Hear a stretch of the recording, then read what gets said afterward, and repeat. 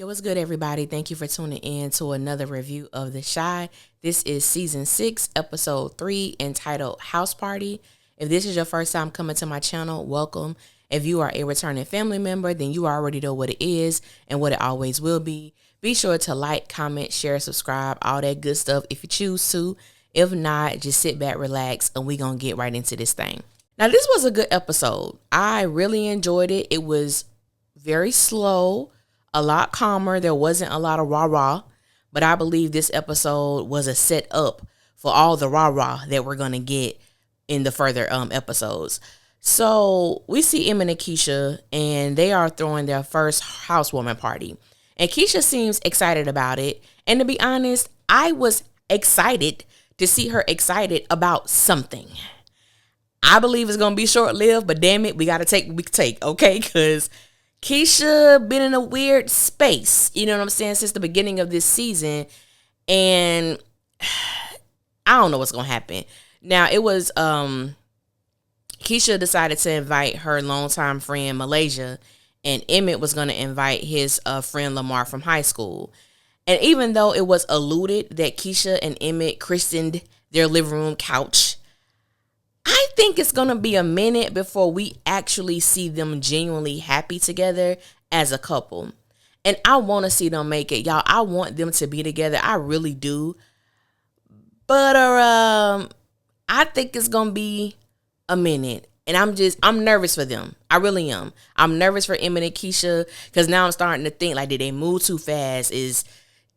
I know they, and I know what it's like when you've been with someone in your past, when you were younger, you get back together, they are different, but you kind of go off of what once was there and not really dealing with the present. I don't know. I don't want to think those thoughts about them, but, it is what it is.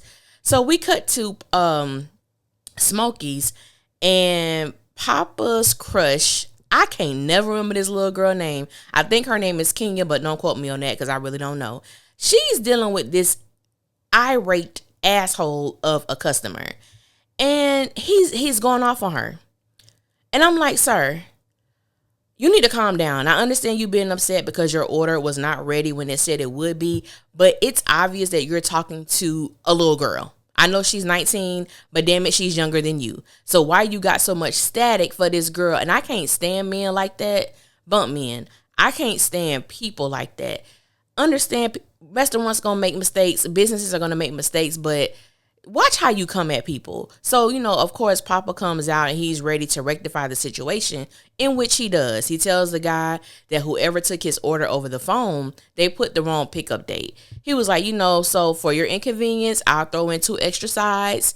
And the dude was like, greens and like an apple pie. He said, I said 2 sides. Apple pie is considered a dessert. I said, I know that's right. But he was like, you know what? I'm going to give you the 2 sides and I will throw in the apple pie if you apologize to my colleague. And so he looked to the girl and he was like, my bad, sis. And Papa was like, that's not an apology. And I said, I know that's right. I can't stand when people do that. My bad. No, that's not apologizing. And so he was like, I apologize. And just personally, I still wasn't satisfied with that. What are you apologizing for? You got to make people go deep. Don't let people just give you, I apologize. That's so surfaced. No, I apologize for disrespecting you. I apologize for raising my voice at you. I came in with the wrong temperament, something, but it was cool for Papa. And I guess if it's cool for Papa, I guess I could be cool with it too. But I really wasn't, but I will. So we see Lynnae and Jamal. They are enjoying their meal at Smokies as well. And he lets her know that he wants to meet Bakari. And Lynnae wasn't feeling that. She wasn't feeling that at all. And I'm like, I understand, because what younger sibling actually wants their older brother to meet their boyfriend? So I get it. I understand. And so Lynnae was trying to downplay Bakari's role in Duda's infrastructure by stating that he's just a lookout, but she should have known that wasn't going to work out with Jamal. And Jamal was like, there's no such thing. There's no such thing as a lookout, because he's going to start progressively to do other things, having people work under him. He's going to be,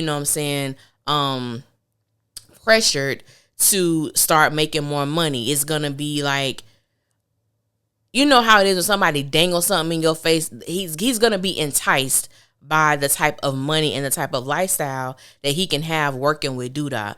And Jamal's concern or his fear is that Lynnae is gonna get caught up in this lifestyle and possibly go to jail for something that Bakari did. And I think his concerns are legit, they are understandable, and they're justifiable, especially seeing his younger sister, who is college bound, dealing with the likes of Bakari. So I get it, and I definitely understand. I'm in agreement with Jamal. Rashad was at Smokies as well. I said, damn, everybody decided to eat Smokies today. Everybody just at Smokies. All right, then. And so as he's sitting down, Master Marshawn sits next to him. And they need to just start, you know what I'm saying, calling him Marshawn and drop the damn master, because Marshawn is full of shit, pretty much. He's living this double life. He's speaking and, you know, trying to educate and give these men knowledge on Instagram, but yet his lifestyle does not reflect that. He lives with his mother. His girl be taking care of him. He having sex even though he preaches abstinence. Dude. And it's a whole bunch of other people like that on Instagram and TikTok and all these other social media platforms who make a name for themselves because people think they actually stand for something, but they just know what to say to get people to buy into them when they really not living the life that they're professing. So a conversation sparks between Marshawn and Rashad, and Marshawn asks him, like, you know, your girl is your girl the breadwinner, because they're talking about relationships. And Rashad tells him yes. He was like, you know, but I ain't no bumming dude or nothing like that. And my heart really goes out to Rashad, because you could tell that's something that bothers him, because he's so eagerly ready to make sure that people know, hey, I'm not living off of her. I'm not bumming off of her. It's just hard for me to get a job based on my past offenses. And that's something that he is dealing with. And even though he was more happier this episode, I'm so scared for Rashad, because I'm just like, I just have a strong feeling that Rashad is going to go back to what he knows as far as how quick he can get money. And I just believe, just like Bakari, he's going to be enticed because he is in lack. And when you lack something, when you're looking at something that is beneficial, even if it is illegal, you're enticed by that. And you think, okay, I'm only going to do it one time just to get what I can get. I'm not going to do it anymore. And we all know that is not how it works. It's just not how it works. So they find out that they're both going to Emmett's housewarming party, and then, you know, Marshawn bums a ride from Rashad, who's driving his girl's car, being that she's out of town. I said, boy, if this ain't art imitating life, I don't know what is. Y'all, let me tell y'all something. When I tell you Jada had me cracking up this entire episode, and even though it was like, what's the word I want to use? It wasn't over the top to me. Her humor, this was hilarious as hell. Jada is going around this damn housewarming party trying to hook Tracy up with somebody. Tracy ain't even there. Tracy is not in attendance. However, every man that comes across Jada's peripheral or her foresight, whatever vision she gets of them, she zooms in. Hey, you married, you taken, you got somebody, you got kids, you're a good dude. What's up with you? I said, Jada, baby, calm down. You acting, you're married and you're coming off as thirsty. So they damn sure ain't gonna want to get with no friend that you may have. I said, when she approached Lamar, who is Emmett's high school friend, I said, baby, just because you had a little wild side in Cougar Land, that don't mean Tracy want that. And I think Tracy has her mind and her eyes and her body on somebody else. So I'm going to need you to leave that alone. But Jada had me rolling in this episode. I thought it was hilarious. So I'm just going to be skipping around because there was a lot going on in this housewarming party. So when Keisha friends come, well, when Malaysia gets there and when Lamar gets there, you know, Emmett is talking to him and Keisha's talking to Malaysia. And they're both in a position where they're like, I have really outgrown this person. And then we find out, like, later in the episode when they're talking, they realize that as you grow and you mature, sometimes your relationships fall off. Sometimes it is evident as to why you're no longer communicating with someone. You guys have nothing to talk about. You have different paths that you're taking. Because sis was just real thirsty trying to figure out how much money they was paying for the rent. all of it. I'm like, that ain't if you and this girl haven't communicated in a while, that's not a question that you ask. Hell, even if you do know somebody for a long time, that's not even a question that you have. You just congratulate them on the blessing that they've been given, and you move along. So even the conversation with Emmett and Lamar, he's out there doing his thing. He's not settled. He's trying to sell smoothie shake. Damn it, something to make people lose weight. I'm just like, Emmett was like, man, this is giving what's that thing called? The tea for the flat in your stomach, your tummy, whatever it's called for men. He was like, basically that's what that is, and no, I have not tried it. I was like, yeah, Emmett, that ain't finna be your friend. I'm gonna need you to move right on along. And so Tiffany and Rob gets there. And Keisha was being smart because she was like, oh, nice car. And Tiffany was like, girl, don't even do that. You got a whole house out this dude. I said, now, Keisha, let me see. Keisha. You should have never said that. I wouldn't have said that. You don't ever let nobody know. I don't care if Tiffany and Keisha are friends. There are just certain things you don't do. And I just always feel like you don't ever let another woman know that there is an issue or you feel some type of way when it comes to your man. Especially a chick who your man was married to. I would have never given anybody the satisfaction or let them know that I had an issue, or even if I'm being passive with it, because even though I guess Keisha was trying to be funny, she meant what she said. And I'm like, nah, sis, you losing points, Keisha. You don't do that. Keep that mess in house between you and your man, okay? But I said, oh Lord. And then it was a scene where EJ Ronnie was crying. And this is not funny, but it's tickling me right now as I'm thinking about it. Ronnie was crying, and EJ told the little boy, stop crying like a little bitch. I said, what did he just say? And I gave an uncomfortable laugh. Like, I was tickled, but it's like, whoa, really? And, Keisha heard it, and Keisha was not happy about that, and she did the right thing by talking to Emmett first. Emmett thought it was hilarious, as I expected him to. And I get both sides. EJ's young. He said that it's like, all right, dude, it ain't cute because, you can't be saying stuff like that in school. But on the other hand, I'm like, Keisha was just, a little uptight. I'm like, I do understand her mindset about that's something that needs to be corrected. And she would, like I said, I do agree with her with talking to Emmett first. And she didn't want to tell Tiffany how to raise their son.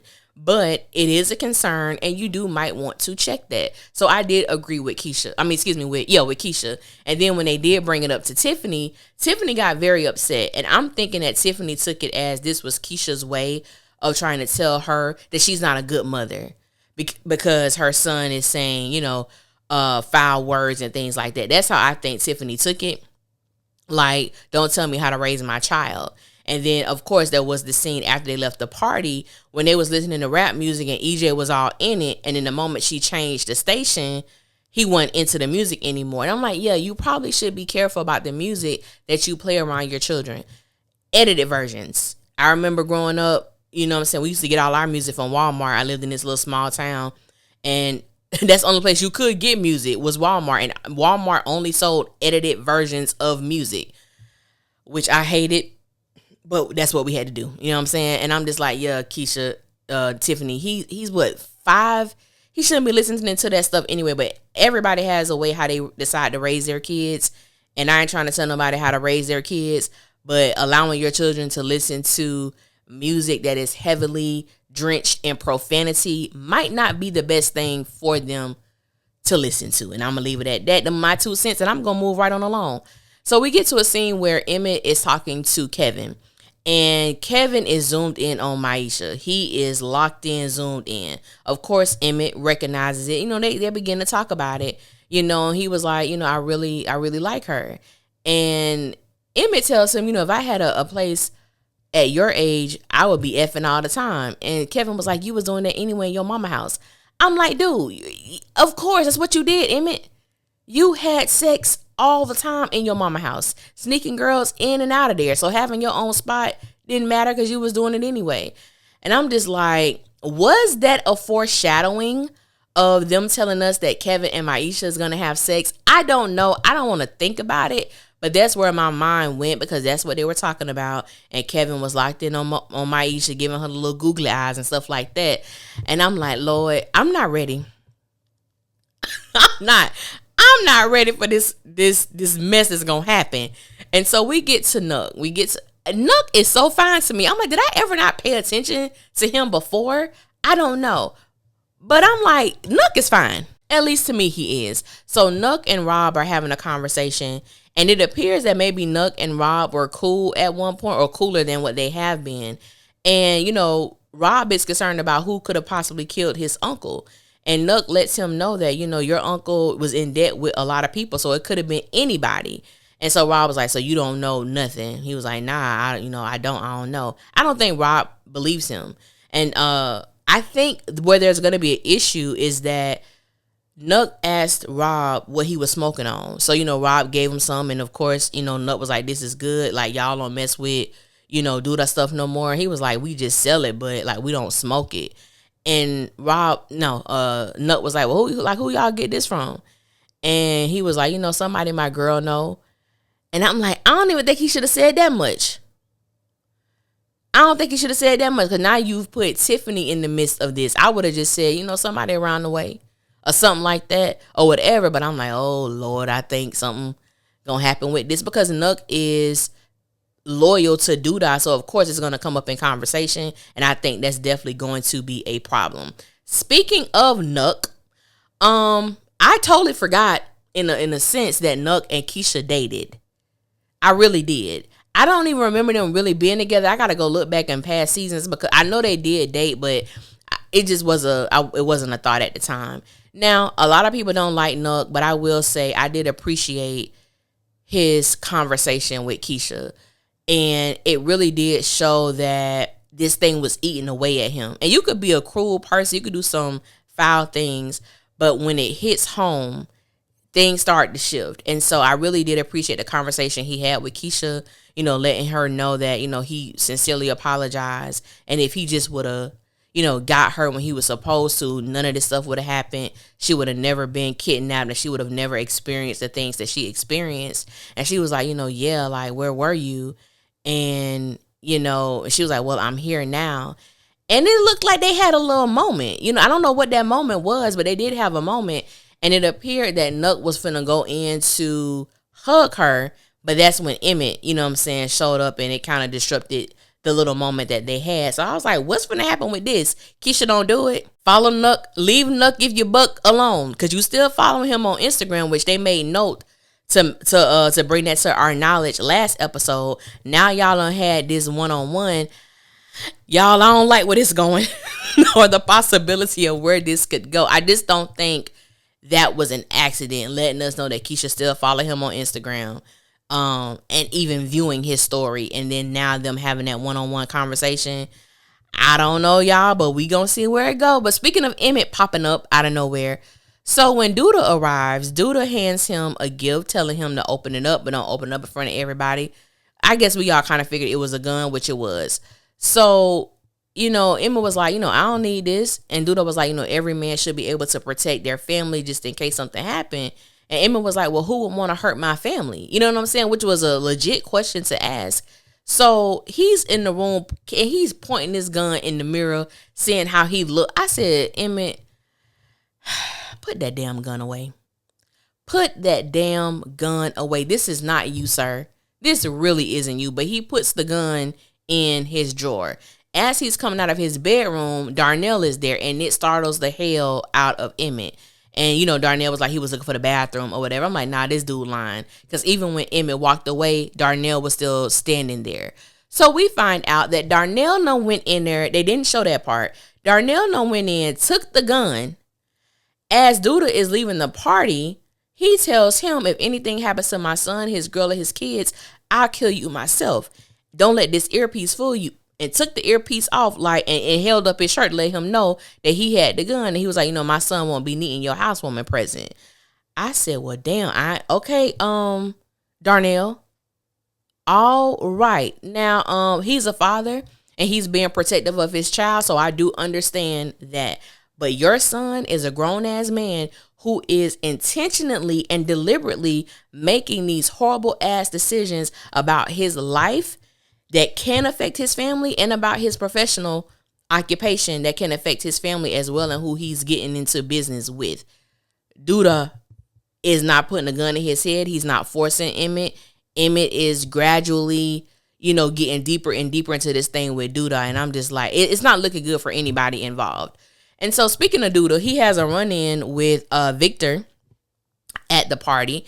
And it was it was a real quick scene. But one thing I like about Victor does not cower to Duda at all. And I was like, you know what I'm saying? Because Victor still got the evidence that Duda beat Marcus's ass last season. Gemma is the one that gave him the flash drive that has that on there, which was the thing that got his ass out of town in the first place. And, now he's back.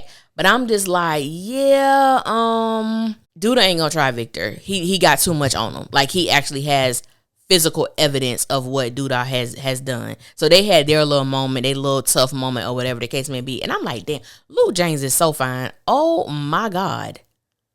That don't make no damn sense. How fine is that man? It's some fine men on this show. So we get to Lynnae and Bakari, and, they're outside. It's cold. And, she was like, I don't want to be with no drug dealer. I don't want to be with no street dude. And he was like, you knew what it was when you got with me. And I said, well, he's not lying. Lynnae knew very well about Bakari because she would not talk to him until he apologized for what happened with Gemma. So she knew exactly what he was about, what he was capable of doing. Is not a secret. And I think sometimes, even though they are younger, they're like 17. And I don't know how old Bakari is, but it's clear that he's older than the gang.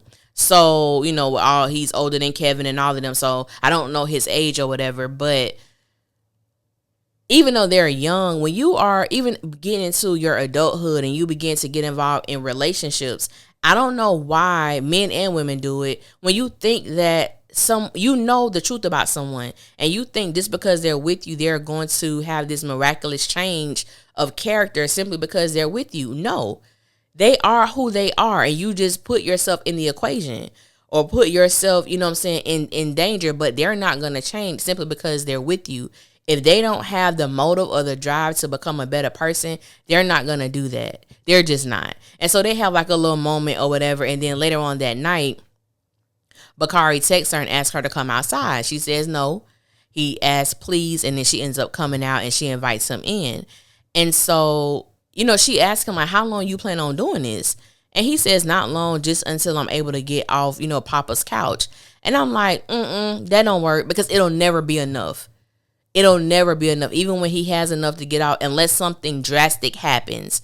He'll get the money, get off Papa couch, get his own stuff. Oh, no, I got to keep working with him because I got to maintain my rent. I got to maintain this. Maintaining the lifestyle and being enticed with the possibility of what he can make is always going to keep him bounded to Duda unless somebody take out Duda or something something happens that's so drastic that causes Bakari to change, where he has no other choice but to have some type of change in his life.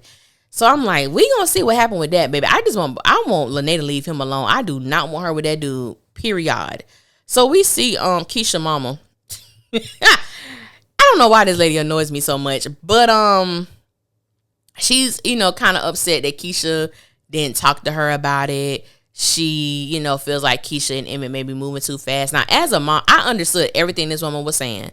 I don't even think she was wrong for how she felt. Like, Keisha didn't talk to me. She just kind of did this without, just running it by me, saying what I think. And I think that with a lot of parents, it's not the fact that they're trying to rule and regulate their child's life. They just want to be included. Because don't get me wrong, I don't care how grown I am or how mature I believe myself to be. There are just certain things that I do talk to my mom about just to get another opinion or a different perspective because I don't know everything and I don't see everything either. So having another set of eyes on it, having another set of ears, having someone else's discernment that may be able to say, well, did you think about X, Y, and Z?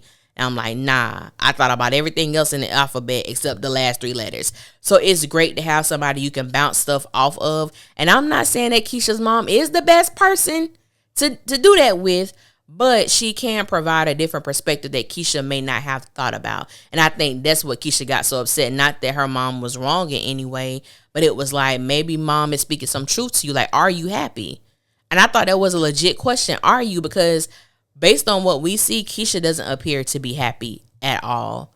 And that's why I say I'm kind of nervous for Keisha and Emmett, because I think there's just some underlying things that is affecting their relationship that is going to come out. Speaking of that, the last scene, which I believe was the last scene of the episode, I can't remember, but when they were laying in bed and Emmett got so distraught because he could not find that gun. That gun was not where it was supposed to be, which I think Darnell is wrong as hell, because he should have told Emmett that he took that gun. Emmett is about to lose his mind. Now, I could have sworn on a preview they made it seem like a gunshot was heard.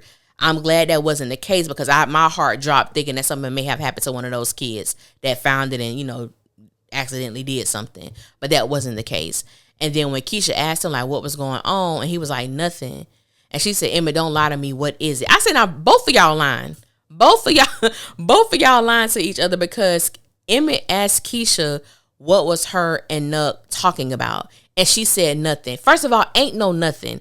If words are being exchanged between two individuals, that consists of a conversation, not a dialogue, meaning she was not speaking to herself. So they were engaging in a conversation. What were y'all talking about? For her to say nothing, I said, oh, hell no.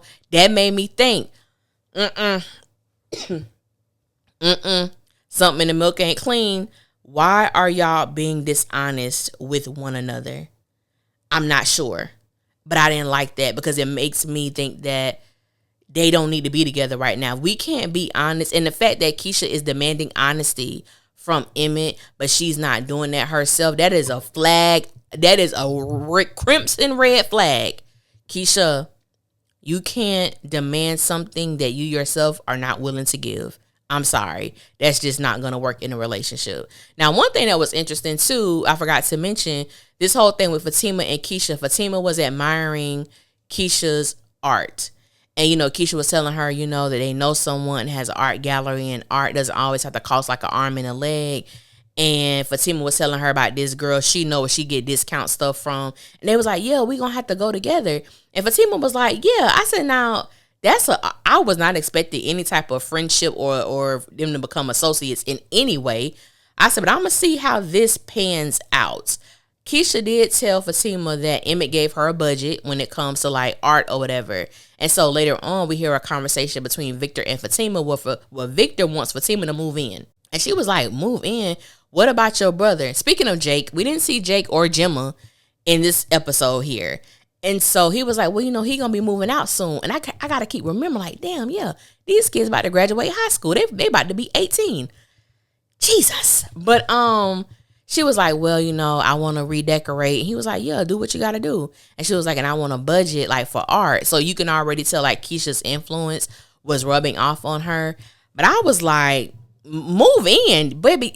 That's the thing with TV, baby. These people move in so quick. They moving together so quick. I'm like, what I'm not going to do, I'm not giving up my house. I'm not giving up my stuff, because you will never be able to tell me to get the hell out.